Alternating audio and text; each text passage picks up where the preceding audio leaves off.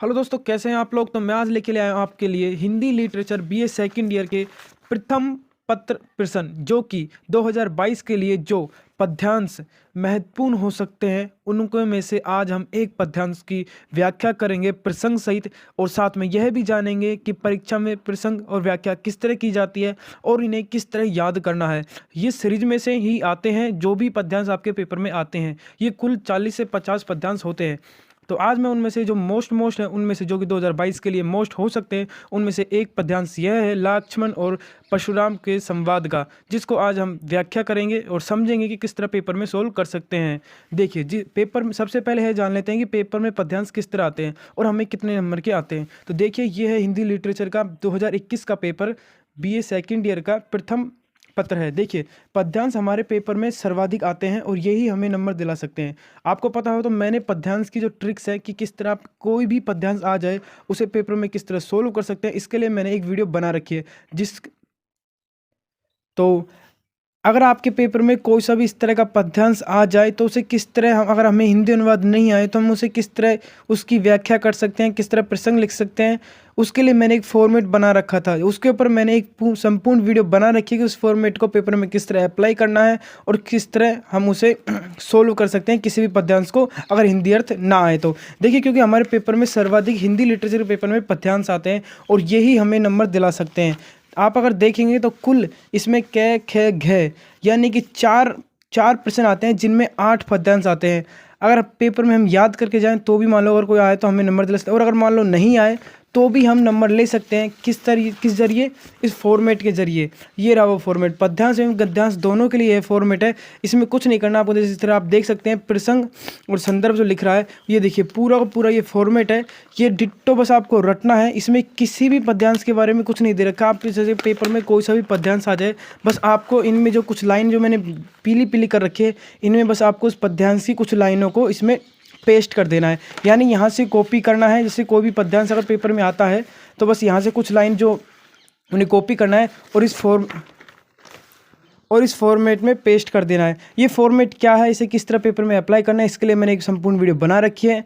Video का link आपको description box में मिल जाएगा, और आपकी वीडियो के ऊपर बेल आइकन वाला बटन आ रहा होगा। उस आइकन के ऊपर जैसे क्लिक करेंगे तो आप उस वीडियो पे पहुंच जाएंगे। स्क्रीन के ऊपर आ रहा होगा, नहीं तो डिस्क्रिप्शन में लिंक दे रखा है, आप वहाँ से भी देख सकते हैं। चलिए अब देखते हैं कि हम मान लीजिए अगर हमें किसी पद्यांश का हिंदी अर्थ आता है तो हम उस पद्यांश की व्याख्या पेपर में किस तरह करके आएंगे ताकि हमें अच्छे से अच्छे और फुल में से फुल मार्क मिल सके।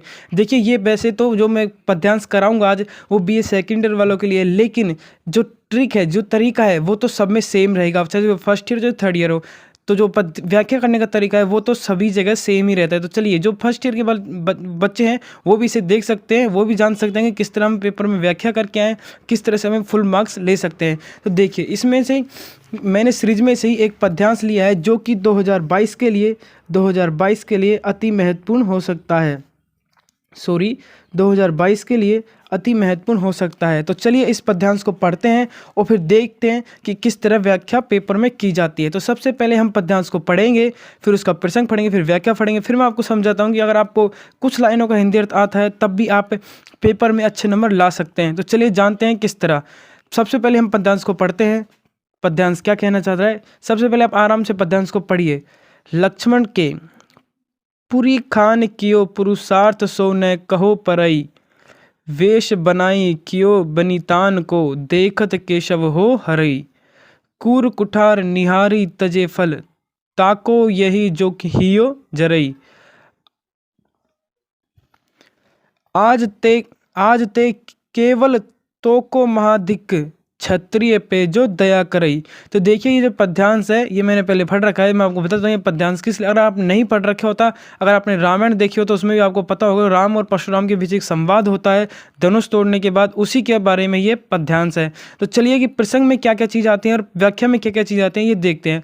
तो देखिए, सबसे पहले प्रसंग पढ़ना होता है। प्रसंग में दरअसल क्या दिया होता है, प्रसंग में ये जो पद्यांश है ये किस रचना यानी किसके द्वारा रचा गया है, इसका कवि कौन है, और साथ ही में जो प्रसंग में यह भी आता है कि यह किस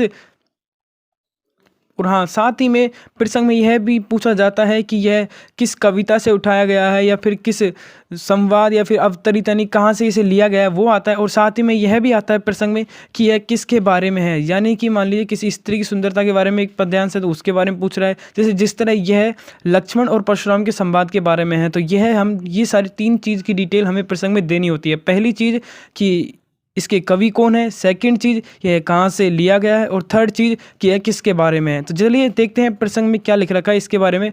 प्रस्तुत अवतरण यानी कि यह जो दे रखा है केशव दास द्वारा रचित रामचंद्रिका में अवतरित राम परशुराम संवाद से अवतरित है। यानी कि यह राम परशुराम संवाद रामचंद्रिका के बुक में से राम परशुराम संवाद से लिया गया है।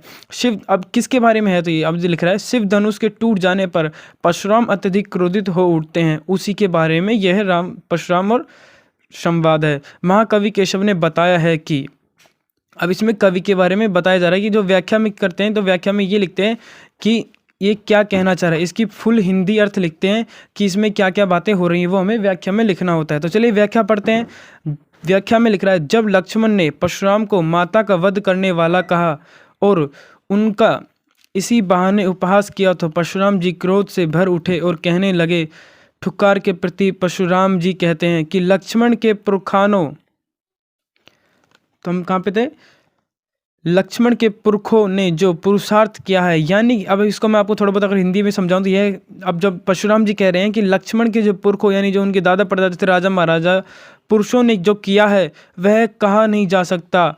अपना रूप बदलकर स्त्रियों का सा रूप कर लिया। आपको याद हो तो आपने रामायण देखी हो तो आपको याद हो तो परशुराम जी ने 3 बार पृथ्वी को क्षत्रियों से विहीन किया था, यानी कि क्षत्रियों का संहार किया था। तो उस समय राजाओं ने परशुराम से बचने के लिए स्त्रियों का वेश धारण कर लिया था ताकि परशुराम जी उन्हें ना मारे। तो बस परशुराम जी यही कह रहे हैं कि क्योंकि लक्ष्मण भी एक क्षत्रिय हैं और उनके पुरख भी क्षत्रिय थे, तो इसलिए अब परशुराम जी हैं जो लक्ष्मण की बता रहे हैं कि तुम्हारे जो पुरखों ने किया है वो कोई कहने की बात नहीं है। सबको पता है कि अपना रूप बदलकर स्त्रियों सा रूप कर लिया, जिसे देखकर मन मोहित होता है। हे क्रू कर्मा कुठार उन अब लक्ष्मण कह रहा है, हे क्रू कर्मा उठार उन वेशधारी स्त्रियों को देखकर भी जो तूने छोड़ दिया उसी का यह फल है। अब ये लक्ष्मण ने कह रहा है कि तुमने जो उन वेशधारी स्त्रियों को देखकर जो उन्हें छोड़ दिया था, ये उसी का आज फल है कि मैं यहाँ पे खड़ा हूँ। जो इस समय जी जलता है तुम्हारे, यानी जो तुम्हारा जी जल रहा है वो इसी वजह से है कि तुमने उन्हें छोड़ दिया। हे बंधु, आज से तुझे जो महाधिकार है, यानी अब लक्ष्मण जी कह रहे हैं कि तुम्हें महाधिकार है, जो तू क्षत्रियों पर दया करे, अर्थात जैसे उनको स्त्री वेश में देखकर छोड़ दिया था वैसे ही इनको बाल वेश में देखकर भी छोड़ दे तो तुझे धिक्कार है। यानी लक्ष्मण जी कह रहे हैं कि जिस तरह तुमने उस समय उन क्षत्रियों को स्त्रियों के वेश में देखकर छोड़ दिया था, तो आज जिस तरह तुम हमें बालक के रूप में सोच रहे हो और हमें छोड़ देते हो तो तुम्हारे जीवन पे धिक्कार है। यानी कि लक्ष्मण जी परशुराम जी को भड़का रहे हैं, सीधी सी बात इसमें ये दी गई है। अब हम सब ने एक बार पढ़ लिया तो अब हमें समझ आ चुका है कि पद्यांश में क्या दिया गया है, और साथ ही मैं आपको ये भी बताऊंगा कि किस तरह आप पद्यांशों को याद कर सकते हैं पेपर के लिए।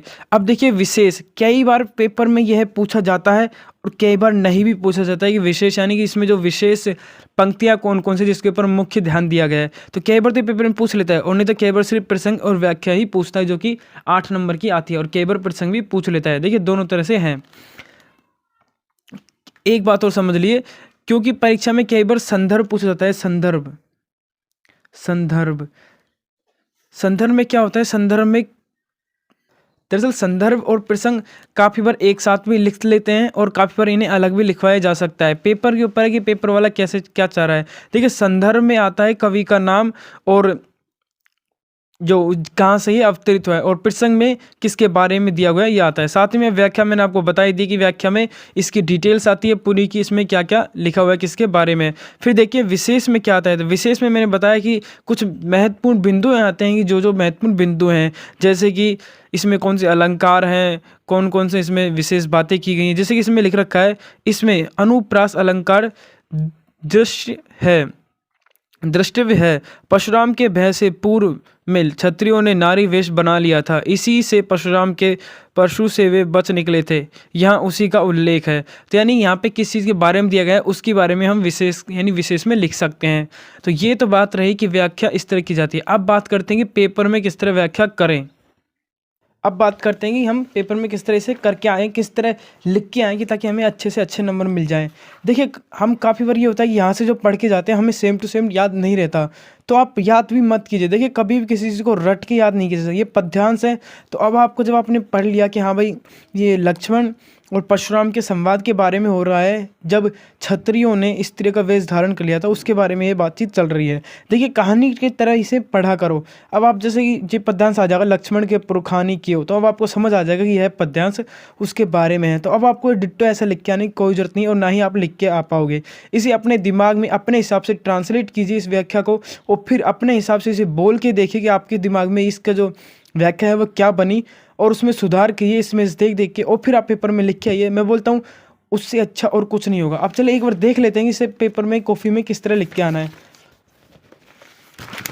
तो देखिए सबसे पहले जिस तरह आपको कॉपी मिलती है, तो देखिए जिस तरह मान लीजिए ये पेपर आया है और हमें इस पेपर का पहला क है उसका जो पद्यांश है वो नहीं आया, जो हमें आता है मैं बता रहा हूँ। अब आपको बता रहा हूँ जैसे ख का मान लीजिए हमें ये वाला पद्यांश आ गया।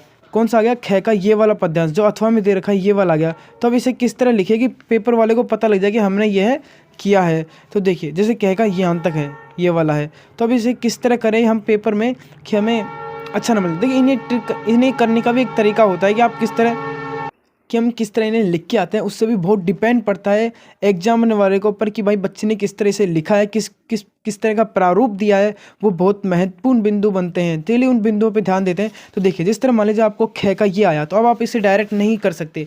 आपको किस तरह करना है, सबसे पहले आपको क्वेश्चन संख्या लिखनी है जिस तरह से इसमें लिख रखा है। देखिए ये प्रश्न फर्स्ट है, क्या है? प्रश्न फर्स्ट। तो आपको लिखना है यहाँ पे क्वेश्चन नंबर फर्स्ट, इस तरह लिखना है। और फिर लिखना है आपको ख लिखना, सॉरी थोड़ी पेन वैसा है। ख लिखने के बाद अब आपको यहाँ पे लिखना है ख उत्तर, फिर डैश लगाइए। अब उत्तर ख के भी अथवा में दो थे ना, तो किस तरफ एग्जामिनर को पता लगेगा कि हमने किसकी व्याख्या की है, उसके लिए देखिए आपको इस तरह से करना है। याद रखिएगा ये बहुत महत्वपूर्ण बिंदु है। आप इस तरह अगर डायरेक्ट करके आएंगे तो एग्जामिनर का दिमाग खराब हो जाता है, फिर वो नंबर अच्छे से नहीं दिखे। देखिए जिस तरह हमें इसका करना है, तो हमें अब इसकी जो दो अक्षर आपको ये पहली लाइन दिख रही है, पहली लाइन के कुछ 2-3 अक्षर हैं, तो उन्हें आप उन्हें इस तरह लिखिए। देखिए आप लिखिए ऊंचे घोर मंदिर, इस तरह आपने लिख लिया ना। ये एक 2-3 अक्षर लिखने बस। फिर आपको यहाँ पे लगाना है dash dash dash dash dash dash dash, और यहाँ पे इस तरह से मार्क लगा देना है। और फिर लास्ट में अब आपको यहाँ पे जो ख़त्म हो रहा है, जो लाइन इस पैराग्राफ की ख़त्म हो रही है, नगन जाड़ीते वे नगन जड़ाती, तो ये आपको यहाँ पे लिखना है। बस 2-3 अक्षर लिखने, ज़्यादा नहीं, बड़ा नहीं लिखना है।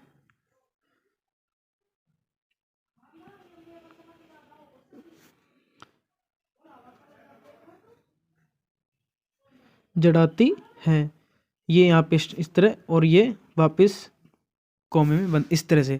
अब इससे क्या हुआ, इससे यह पता लग गया एक नंबर को कि हमने कौन से पद्यांश का इसमें व्याख्या की है। ये सबसे इंपॉर्टेंट है कि इस तरह लिख के आना, नहीं तो एग्जामिनर को पता कैसे चलेगा भाई ख का आपने कौन सा दिया है, शासन वाला दिया। वैसे तो उसे पता लग जाएगा, जब आप हिंदी अनुवाद करके आएंगे तो उसे तो पता है कि किसका क्या हिंदी अनुवाद है, लेकिन एग्जामिनर को दिखाना है कि हाँ हम अच्छे से कर रहे हैं। एग्जामिनर को लगना चाहिए कि हाँ भाई बच्चे को कुछ आता है। अब देखिए इसका उत्तर किस तरह लिखेंगे।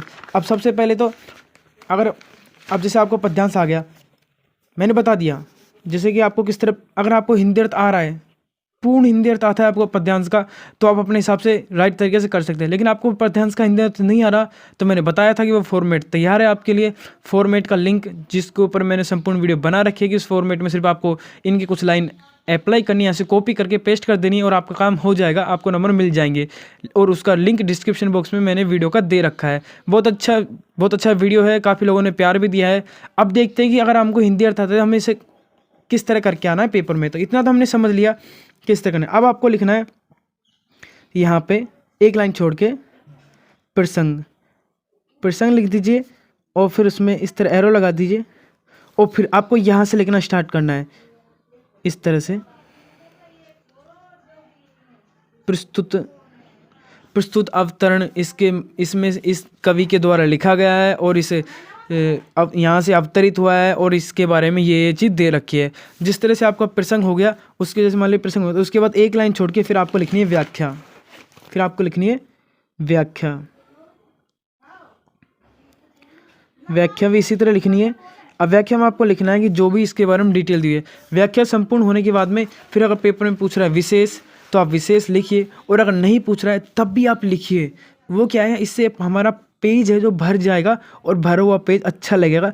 पर अगर पेपर में पूछ रहा है तो अच्छे से 2-3 पॉइंट लिखिए, कम से कम 5 पॉइंट लिखिए। अगर पेपर में पूछ रहा है तो 5 पॉइंट आपको नहीं आते तो भी कोई बात नहीं। जो पद्यांश में अगर जब आपको पद्यांश का हिंदी अर्थ आ रहा है तो आप उसी से रिलेटेड किसी भी लाइन का अर्थ लिख सकते हैं कि हाँ भाई इसके बारे में ये चीज़ दिया है।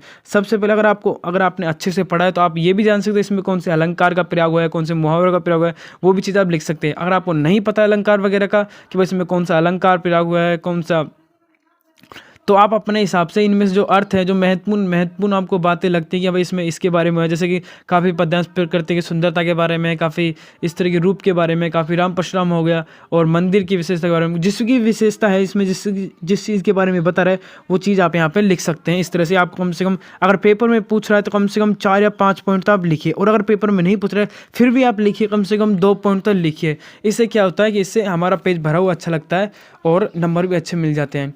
तो आज हमने देखा राम परशुराम के संवाद के बारे में। अगर आपको गाइस वीडियो अच्छी लगी हो तो प्लीज़ चैनल को सब्सक्राइब करना। मैं बीए से रिलेटेड वीडियो बनाता था, और बहुत जल्द मैं 2022 के लिए फर्स्ट ईयर वालों के लिए, सेकंड ईयर और थर्ड ईयर के हिंदी लिटरेचर के जो महत्वपूर्ण पद्यांश होंगे और जो महत्वपूर्ण गद्यांश होंगे वो लेके आऊँगा। 2022 के मॉडल पेपर लेके आऊँगा।